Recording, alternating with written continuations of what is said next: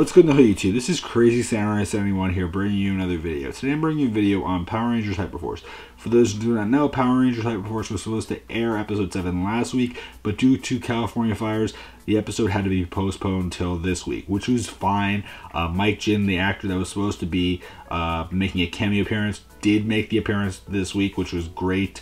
For those who didn't know, Mike Jin played the Power Rangers RPM Gold Ranger. He was Gem in that season, so that's really cool. So he made a cameo appearance. This is the third cameo we've had. Our first being Time Force Pink, second being Mighty Morphin Yellow, our second Mighty Morphin Yellow, which was Aisha, or Karen Ashley, the actress, and Jen Scott was played by Aaron Cahill. But Mike Jin, who played Gem, came this time, which was really cool, and he represents the Gold RPM Ranger, which was really neat. I like that a lot. We are getting some cool cameo actors, and one of them was one that I just didn't expect to see, but I'm glad that we got him because he's been doing a bunch of conventions lately, which is Mike Jin. He's actually been doing a bunch of different appearances, which I'm really appreciative of. Like, that's great to know that he made an appearance. And he makes the most sense. He makes a lot of sense. The moment that they said that he was going to be making a cameo, I was like, that makes a lot of sense. I totally get that. And it makes sense also because of how the story works this episode. So let's get into it a little bit. I want to talk about the episode itself. It was really good. It also had something really cool, which I'm sure that the thumbnail basically gives it right away what it is, which is the Megazord finally is introduced in this episode, which is really cool. I love that a lot. I thought that that was a great thing that they finally got to do the Megazord. It's an interesting design, and we'll talk more about that when we get to it in the review. But I just wanted to give you that heads up that yes, the Megazord finally does appear. It's a unique design. There's some things that are similar to other seasons. Unfortunately, we don't get to see a whole Megazord sequence. We just get to see the Megazord itself, which is fine. I appreciate at least that we see the Megazord. That was my big thing, because like when they said, oh yeah, they're going to do the Megazord, it's like, oh, okay, well, can we see it? And then finally it's like, oh, there it is. All right. I wish we could have seen the transformation, but that's cool. So anyway, let's talk more about this. So the episode basically starts in a way which is interesting. They actually do a whole overview on how the rules work, because a lot of times throughout the first couple episodes, there's been a lot of confusion regarding energy and regarding different things that the show holds. So a lot of times people make guesses or assumptions, and most of it we're learning on the spot. In this case, this was the general overview that they kind of did at the very beginning for like 5 minutes, but then after that, the main episode began. So I just wanted to bring that up because I'm sure that that will be featured in the YouTube online version, that 5-minute sequence, which is really good because that actually helps a lot for those that are really curious about how all the rules work, because they never really gave a clear idea as to how the rules work. Most of it we just had to figure out as we watched it, which is fine. It helps a lot more that we have something that's more sit down and talk to the audience and say, okay, this is how it works, and that is what you should be understanding. And I appreciate that. That was very useful and helps make it a little bit clearer for everyone. So anyway, getting into the actual episode more, what does happen is that, as we know from the previous episode, Vesper turned evil after being found out that she was an android, and Eddie was hurt badly to the point that he could practically die. So really bad situation.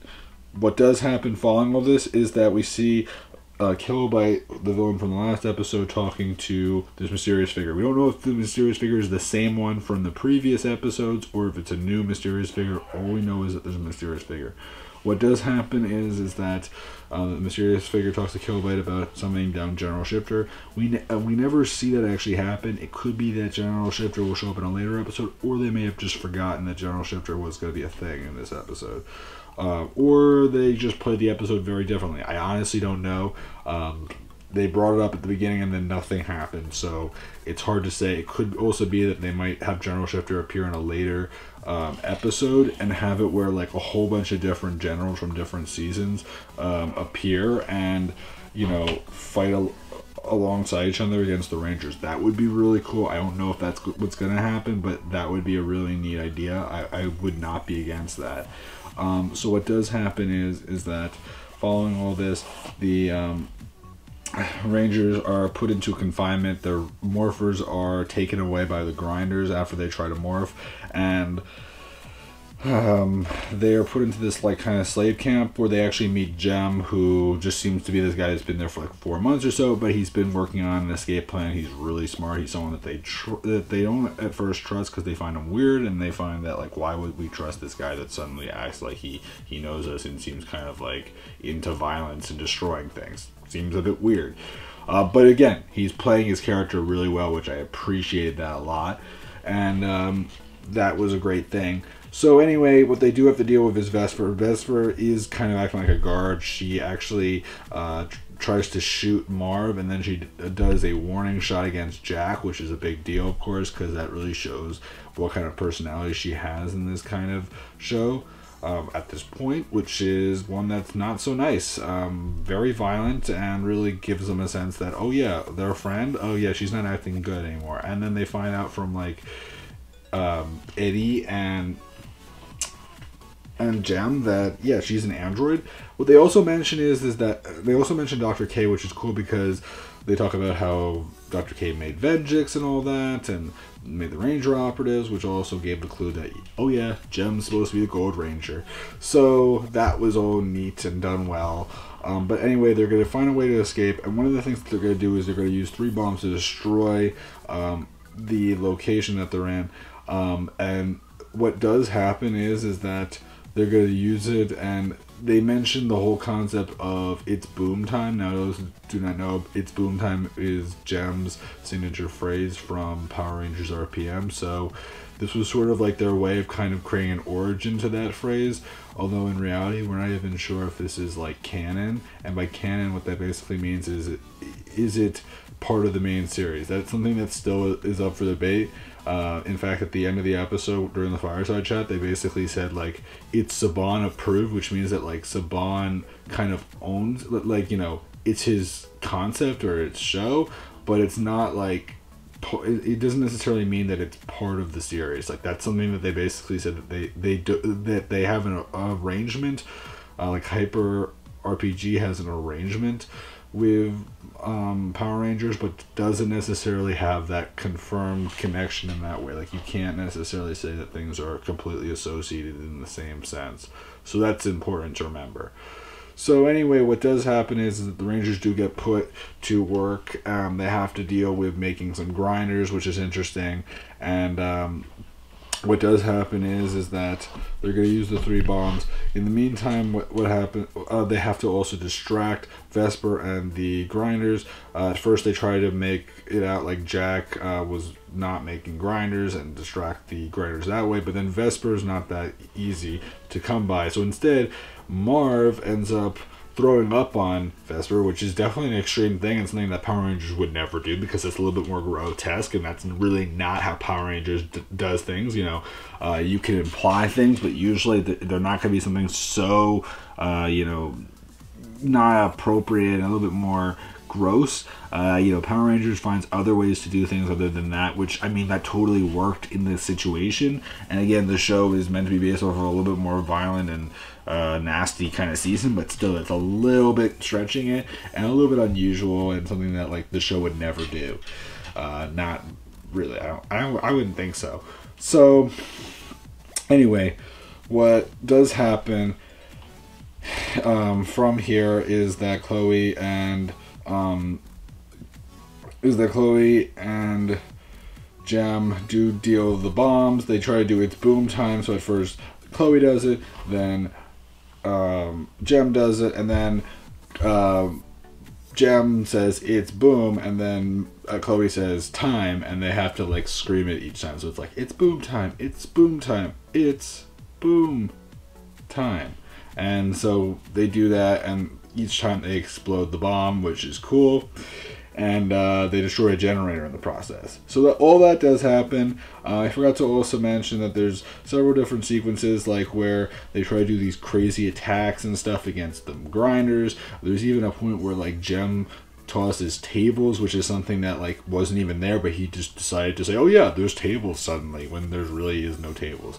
It was very interesting to see that, but it was fun. Jem was just a lot of fun overall. I mean, really, I thought that Mike did a great job this episode. He was probably like he's probably been the one guest star so far that's been the most accurate to his character, yet at the same time had the most fun. Aisha being the second, but like Jen being like, she's more accurate to her early self. So this was kind of nice because it was sort of like, it was accurate, and it was also like Mike was totally just trying to go crazy with things, and there were some really wild things that happened in this episode regarding Mike, and I'll get into that more, especially towards the end. Specifically regarding his energy, because the energy system kind of got crazy, because at first his energy was like 50, and then at one point it went to like over 12 million energy, and then went back to 50, and then later on we found out that his energy this whole entire time was only 5.5, and at one point it was 12 million because someone hacked the system. That's pretty crazy that someone went to the lengths and actually managed to get that to occur, and then it turns out that he had so little energy. I mean, everyone else had a lot of energy. He had nothing. Like, seriously, he probably actually had the least energy out of anyone. And yet, in reality, everyone else didn't have that much more, but, like, everyone at least had, like, 6 to 8, if not higher. Like, some people had 12 or 13 energy. He had, like, 5.5, which means that he shouldn't have even been able to morph. Like, think about that for a second here. He shouldn't have even been able to morph that whole episode, which is crazy. But getting back to the episode more, they do deal with a lot of different situations. They have to deal with Vesper a bunch, and at one point, they end up finding the morphers in the research lab, which is interesting. The morphers are in special boxes, and there's 7 of them, 5 for the Hyperforce Rangers, and then there are 2 others which are for, gold and silver, because Jem is looking for Gemma this whole time, and that's the real purpose of Jem's being there, because he's looking for his sister, and he's trying to, like, destroy Vengix and everything, and get rid of the grinders, but at the same time make new ones so he can destroy more of them, because he's crazy. But what does end up happening is that they end up getting the morphers, Jack specifically does, and they get into the situation with Vesper where, they do have to morph. They deal with Eddie, who is not in the best shape, but at one point they also create a special card, which I forgot to mention, that this card gave it so that every episode they had an opportunity twice per day where they could use this card if they had like a certain amount of D6 dice, and if they reach that amount, what happens is they have to roll, I think, like 6 die, I believe, and then if you do that, you count up how much it is. So like 6 die. So like, let's just say it's 1 1 1, it's all ones. That means you only get 6 health. But say you get, a 5, like maybe a 6, a 5, a 4, and a 3, and a 2, and a 1. So then you just add them up, and that's how much health you'd get. So that's basically how they initially heal Eddie for a bit, and that does help a bunch. What does also happen is, after they destroy several other characters, after they deal with Vesper, at one point they actually upload themselves into Vesper, which was a really interesting experience, because basically if they died there, they die in real life. So what does happen is that Vengix is inside of her mind, as we know, and they have to help her understand that she is the one that could save herself. And they go in there, they end up seeing a memory that she had of when she was a child, and she made a robot dog or whatever, and then like the kids at school broke it, and they used to make fun of her and everything. And then there was this kid named Robert who decided to be nice to her and tried to like be really friendly with her and become like really nice, and basically taught her how to be a friend, and that like there's always someone that will be there for her and care about her even if she's not human. And like the next year when she came back after the summer, she was respected and everyone like cared about her, and she wasn't seen as that outsider the way that she was initially. And there was a sense of, you know, I learned something really important, and it was a really emotional scene, that whole part. Like everyone really felt something. It was really done well. What does also happen is after this, they do help Vesper out inside herself, and she does. And what happens is that since it's her, she actually can control the world. So at one point, they end up using their Hyperforce. Hyperblade blasters, and then they also use the Vortex blaster, which is cool because everyone uses it, including Jem, and they say like it's boom time, which is cool. What also happens is that they shoot the red eye, and eventually they come out of the research. They come back to the research lab, and then Vesper is back to being good. So yes, the virus is removed. It doesn't mean that Vesper won't turn evil again, but for now at least it looks like Vesper is fine. Hopefully that will stay the same for the rest of the show, but we have no idea. It would be cool if they decided to bring that back, but I'm hoping that they, you know, if they do it in a different way.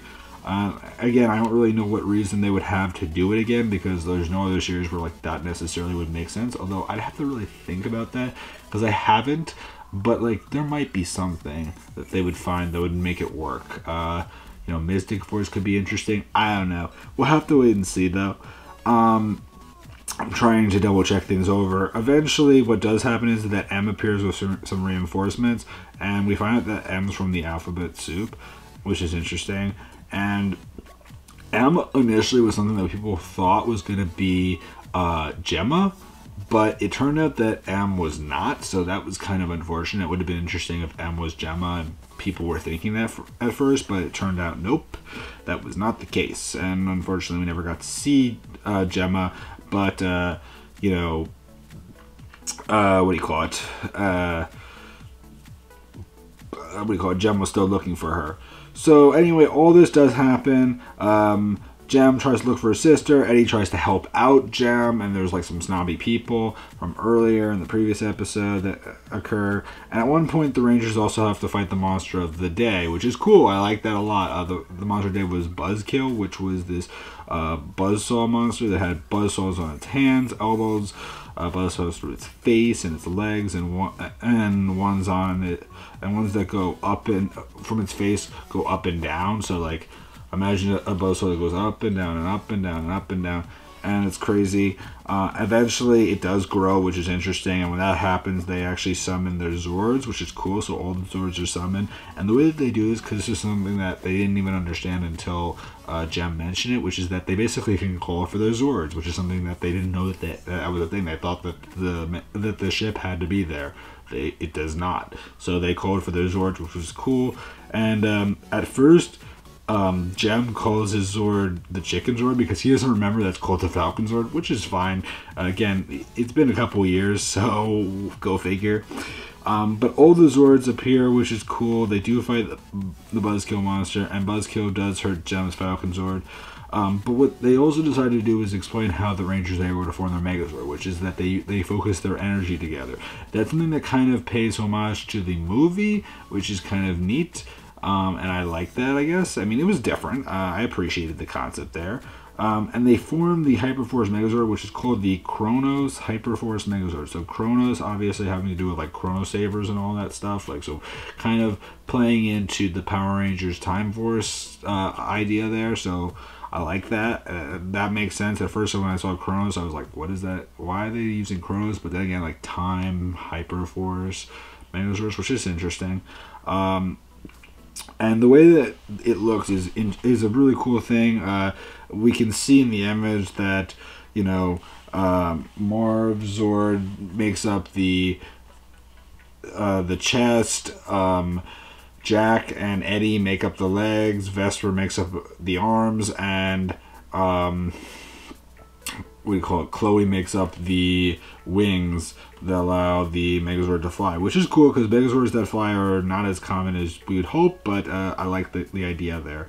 What's interesting though is that they say that the Megazord has different configurations, because it does say official like basic configuration if you look at the image, which is important to remember, because what that means is that the Megazord probably has other combinations, so that's kind of neat. I don't know if that means that it's limited to like say 2 or 3, or if like each one of the Rangers has its own configuration. That could be interesting as well. I don't know though, but that's what I also wanted to bring up, which is that the Megazord might have actually a bunch of configurations. This just might be the standard one, which makes a lot of sense honestly, because like that's how they would do it typically. So yeah, and I liked it. You know, it's perfectly fine. Some people really don't like it. I don't know why. I mean, it's not like the greatest thing ever, but I think it's perfectly good. I can't wait to see if someone will do some really nice fan art of it in the next week, because that'd be really cool.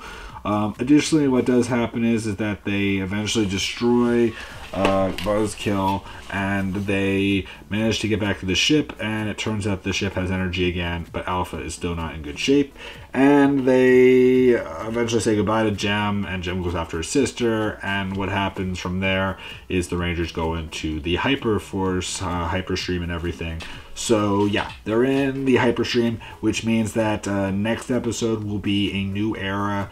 It will be very interesting to see where they'll go, because again, we've done 3 eras now. We've done Time Force. We haven't done like the Time Force like 2001 Time Force, but we've done like the Time Force like Future Era Time Force. We've done the Mighty Morphin year 1994, and we've done RPM, which was 2007. So could be interesting to see where they'll go. I'd be very curious to see if they'll go for earlier Disney, later Saban era stuff, somewhere maybe in the Nick eras. That could be really cool. I don't know yet. I would love to see some interesting stuff happen here. I'm very curious. I have a lot of seasons that I'd love to see them do. I'm expecting by the time that the show is done, for there to be at least 8 seasons that will be covered. If they do a second season, obviously that could double, or it could be really interesting to see how that will work out. But I do think that they could at least do 8 seasons covered throughout this, which would be really cool. I would like that idea a lot. At least 8, if not more. Like 8 to 10, hopefully. That's where I'm thinking, because so far we've had, you know, MMPR, which took up 3 episodes, RPM, which took up 3 episodes, and those were 2 eras, and then we had the one episode which was taking place in the future Time Force. So again, if judging from how things are working, I feel like 3 episodes seems to be the standard, so I'm not against that, and that could be really cool to see how they'll do things, because if that's how it's going to work, it will be really neat to see what will happen next.